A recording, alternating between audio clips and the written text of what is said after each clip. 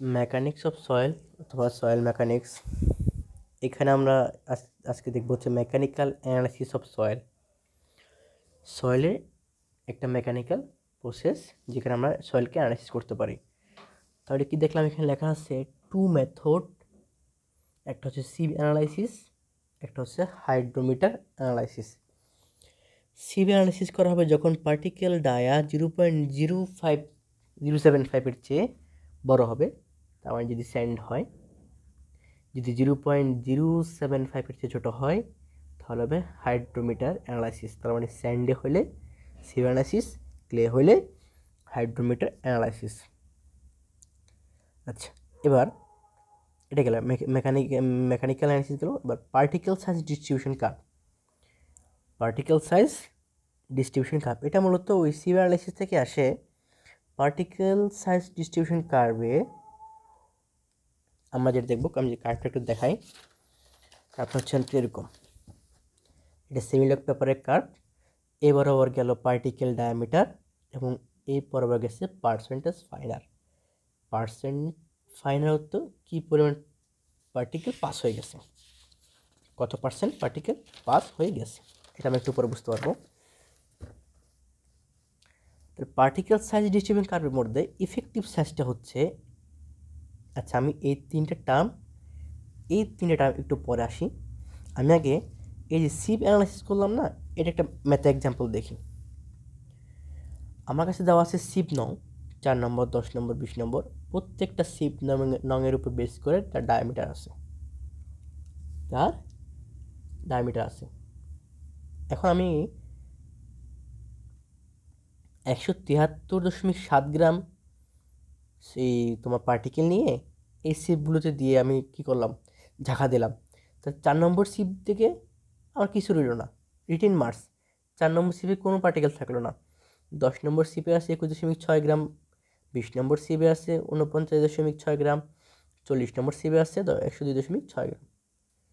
তাহলে এই যে রিটেন করছে মাস, এটা কুমুলেটিভ বা ক্রমযোজিত গণসংখ্যা কী হবে, 0 হবে। তার সাথে এটা যোগ করলাম 21.6, 21.6 সাথে 49.6 যোগ করলাম 71.1, এর সাথে 102.6 যোগ করলাম 104.7।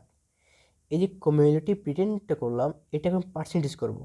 পার্সেন্টেজ করলে হবে কি, পার্সেন্টেজ অফ কমিউলেটিভ রিটেন। তার মানে আমি যে টোটাল একটা অ্যামাউন্ট এখানে সয়েল দিছি, কি পরিমাণ সয়েল প্রত্যেকটা সিবে অবস্থান করতেছে। যেহেতু 4 নম্বর সিবে জিরো, তাহলে সে 0% এখানে করতেছে। এই পার্সেন্টটাও কমিউলেটিভ রিটেন কেমন করবো, কমিউলেটিভ রিটেন বসাবো উপরে, প্রত্যেকটা একটা টোটাল ওয়েট নিচে বসাবো, 100 গুণ করবো। তাহলে 0 যেহেতু উপরে আসতেছে তাই 0 আসতেছে। 21.6 উপরে দিলাম, ভাগ করলাম এই টোটাল ওয়েট দিয়ে, গুণ করলাম 100 দিয়ে, তাহলে পাইলাম 12.43। মানে কি 12.43% আমার 10 নম্বর সিবে রয়ে গেছে। এরপরে 40.93% 20 নম্বর সিবে রয়ে গেছে। আর 100% সেটা হচ্ছে 40%-এ 40 নম্বর প্যানে রয়ে গেছে। মানে 40 নম্বর প্যানে এসে আর কোনো কিছু ওই প্যান ভেদ করে যায় নাই। এবার পার্সেন্টেজ ফাইনাল হবে 100 থেকে বিয়োগ করবে এই পার্সেন্টেজ অফ কমিউলেটিভ রিটেন। এটাকে 100 থেকে বিয়োগ করবো। 0 মানে কি, সেখানে কোনো পার্টিকেল নাই। 100 মানে 0 মানে 100, তার মানে সেই এই প্যান দিয়ে 100%ই গইলা চইলা গেছে। 12.43 অবস্থান করছিল, 100 থেকে বিয়োগ করলাম 87.57% চলে গেছে।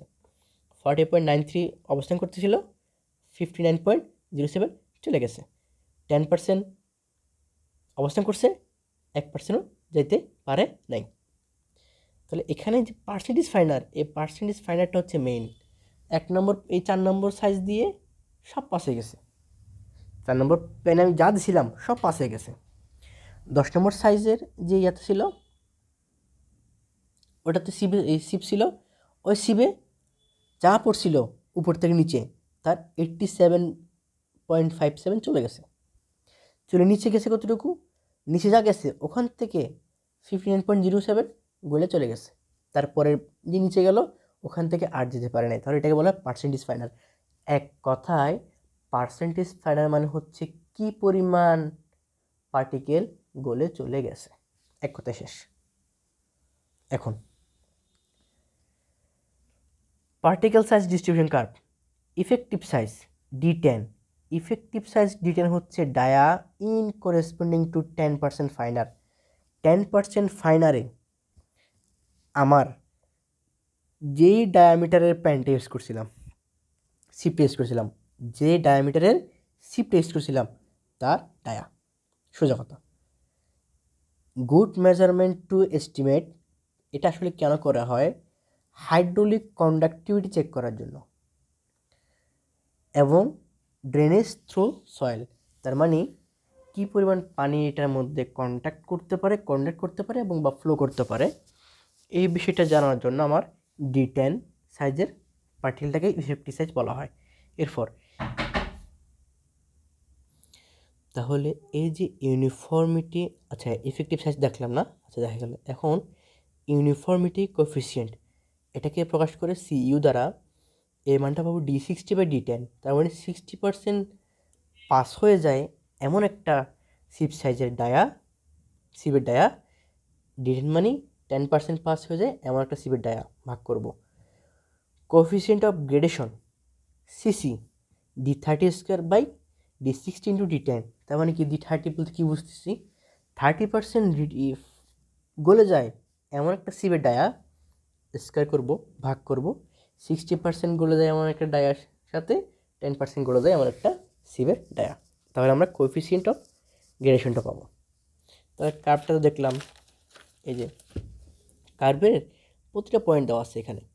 আমার যদি D20 বলে তাহলে দেখব 20% ফাইনাল পাস হয়ে গেছে কোন ডায়াতে, 0.1 থেকে 0.6 মানে কমতেছে, তাহলে এটা 0.5 হইতে পারে, বা 0.01 হইতে 0.4 হতে পারে, তাহলে ডায়াটা পাইলাম। যদি বলা হয় D80 বলা হলে, তাহলে এই বরাবর আসলে আমি যে ডায়াটা পাবো সেটা হবে কি D80 ডায়া, সেটা হবে 1 পয়েন্টের চেয়ে একটু কম, 1-এর চেয়ে কম, মানে 0.9 বা 0.8 এরকম। যদি বলা হয় D30, তাহলে 30তে পার্সেন্টেজে যে আমি ডায়াটা পাবো, এটা পার্টিকেল ডায়ামিটার, সেই ডায়াটা হচ্ছে D30। ওকে, D30, এটা হচ্ছে D30, এটাকে বলা হয় পার্টিকেল ডায়াগ্রাম। তাহলে এটা হচ্ছে আমার মূলত গ্রাফটা, যেটা XCC বরাবর গেছে পার্টিকেল ডায়ামিটার লগ স্কেলে, এবং বাম পাশে গেছে পার্টিকেল ডায়ামিটার। আচ্ছা, এখন আমরা এই চ্যাপ্টারটা মোটামুটি শেষ। এখন আমরা নিউ চ্যাপ্টার ধরবো, সেটা হচ্ছে চ্যাপ্টার 3, ওয়েট ভলিউম রিলেশনশিপ। মানে আমি যখন কোনো একটা সয়েল হাতে নেই, সেখানে যে সম্পূর্ণটুকু সয়েল তা থাকে সেটা থাকে তা না, মানে তার ভলিউম অনুযায়ী সেখানে যে পুরোটাই সয়েল থাকে এমনটা কিন্তু না, সেখানে ভয়েড আছে, সে ভয়েডে পানিও থাকতে পারে আবার এয়ারও থাকতে পারে। তাহলে একটা ফুল সয়েলের মধ্যে 3টা পোর্শনে ভাগ করা যায়, একটা হচ্ছে solid portion, water portion, air portion. এখন এদের মধ্যে আমি ভরের এবং আয়তনের মধ্যে একটা রিলেশন তৈরি করবো, এটা হচ্ছে আমার মূলত চ্যাপ্টারের মেইন উদ্দেশ্য, ওয়েট ভলিউম রিলেশনশিপ। ফার্স্টে আসি ভলিউম রিলেশনশিপ। টপিকের নাম দেখেই বোঝা যায় যে এখানে ভলিউমের সম্পর্ক তৈরি করব। ফার্স্টে ভয়েড রেশিও, কী পরিমাণ ভয়েড আছে,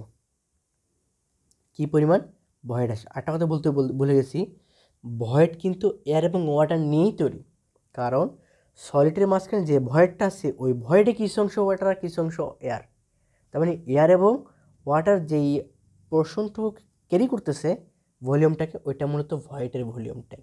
তাহলে ভয়েড রেশিও কী হবে, আমার সলিডের সাপেক্ষে কী পরিমাণ কি আছে ভয়েড আছে, সলিডের সাপেক্ষে কী পরিমাণ ভয়েড আছে, মানে কি VB/VS, void volume by solid volume.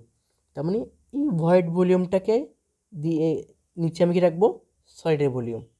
তার মানে প্রতি সলিডে কী পরিমাণ ভয়েড আছে, প্রতি সলিডে আমার কী পরিমাণ ভয়েড আছে, এটা হচ্ছে ভয়েড রেশিও।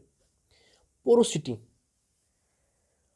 পোরোসিটি হচ্ছে টোটাল সয়েলে আমার কী পরিমাণ ফাঁকা আছে, টোটাল সয়েলে কী পরিমাণ ফাঁকা আছে। তার মানে কী হবে, উপরে ভিবি বা ই ভয়েড ভলিউম, নিচে ভিটি, ভয়েড রেশিও ভিভি আছে উপরে, পোরোসিটিও ভিভি আছে।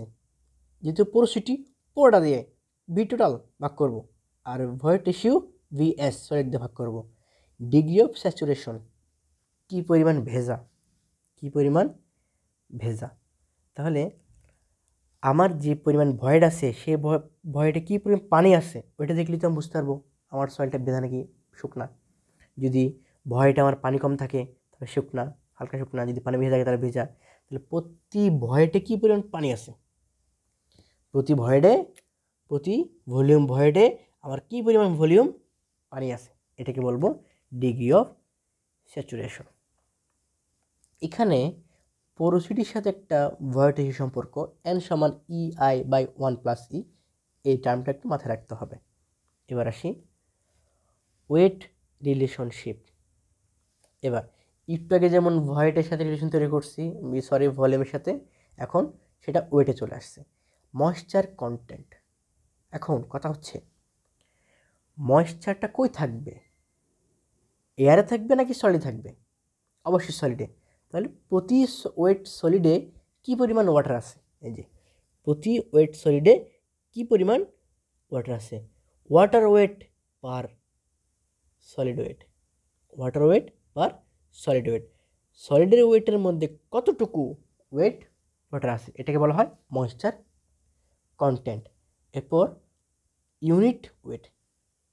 ইউনিট ওয়েট বলতে পুরা সয়েলে, যেখানে একেবারে বাতাস আছে, পানিও আছে, সলিড আছে, পুরা সয়েলে ভলিউম এবং এই পুরা সয়েলের যে ওয়েট, এটাকে আমরা কি বলবো, এর পার্থক্য, এই অনুপাতকে বলবো ইউনিট ওয়েট। তার মানে কি পরিমাণ ভয়েট, কি পরিমাণ ভলিউমে আমার কি পরিমাণ সয়েলের ওয়েট আছে। তাহলে কি ডাব্লিউ হচ্ছে কি weight of soil by volume of soil. এখানে ভলিউমের মধ্যে ভলিউম অফ সলিডও আছে, ভলিউম অফ ওয়াটারও আছে, ভলিউম অফ এয়ারও আছে। আর ডাব্লিউ ক্ষেত্রে এখানে ডাব্লিউ মানে ওয়েট অফ সলিডও আছে, ওয়েট অফ ওয়াটারও আছে। ওয়েট অফ এয়ার নাই, কারণ এয়ারের কোনো ওয়েট থাকে না। গেল। এখন আমরা একটা প্রতিবেদন করব। আমরা কিন্তু দেখলাম যে know that unit weight is equals to gamma by W by V. V তো ভি, কিন্তু ডাব্লিউ সমান কি বলছিলাম, W solid plus W water. W solid common নিলাম, তাহলে 1 থাকে। ডাব্লিউ সলিড যদি এখানে নাই, নিচে ভাগ হয়ে গেল W by W by W by S by V. এই W by W by W by S, W W by W S, এটা হচ্ছে কি সলিডের মধ্যে কী পরিমাণ পানি। তো এটাই ময়েশ্চার কন্টেন্ট। এই ময়েশ্চার কন্টেন্টকে প্রকাশ করা হয় ডাব্লিউ দ্বারা, স্মল ডাব্লিউ দ্বারা। ডাব্লিউ দ্বারা কী হলো, W S into 1 plus W by V. তো ডাব্লিউ এস এর মান কত, V into gamma by 1 plus W. তাহলে এই যে dry unit weight gamma D সমান ডাব্লিউ এস বাই বি ছিল, ডাব্লিউ এস এর পরিবর্তে এই মানটা বসাই দেবো, ডাব্লিউ এস এর পরিবর্তে এই মানটা বসাই দেবো। তাহলে কী কাটা গেল, গামা কাটা গেল, থাকলে ভিভি কাটা গেল, থাকলে কি গামা। সুতরাং গামা ডি সমান gamma by 1 plus small W. এটা আমার একটা এটাকে বলা যায় এক প্রকার রিলেশন, সম্পর্ক। এই ইউনিট ওয়েটের সাথে ইউনিট ওয়েট, ময়েশ্চার কন্টেন্ট এবং ড্রাই ওয়েটের একটা সম্পর্ক এটা। আচ্ছা, এবার সাবমার্সড ইউনিট ওয়েটটা একটু মাথায় রাখতে হবে। সাবমার্সড ইউনিট ওয়েট হচ্ছে গামা প্রাইম সমান gamma saturated minus gamma water.